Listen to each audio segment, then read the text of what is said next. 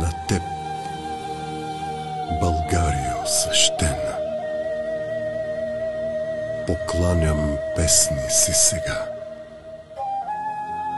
На твоите рани кръв безценна, на твоята жалост и тъга, на твоите сълзи и въздишки, на твоите страсти и тегло, и на венеца мъченишки, кой грей на твоето чело.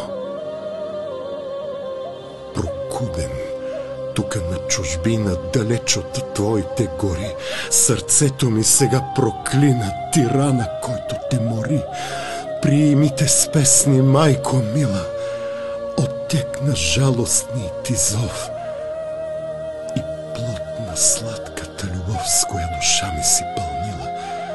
Приеми те с песни, пълни с гнев, като вихъра, що пей под друма, тужални като шумът на струма и като горския напев.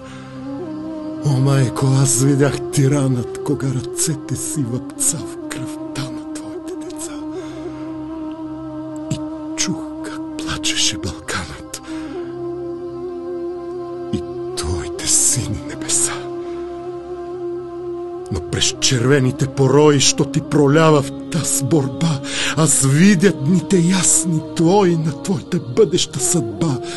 Дано тази вяра, той мечтание не се разбие в някой брег и твоя зов да не остане като в пустинята.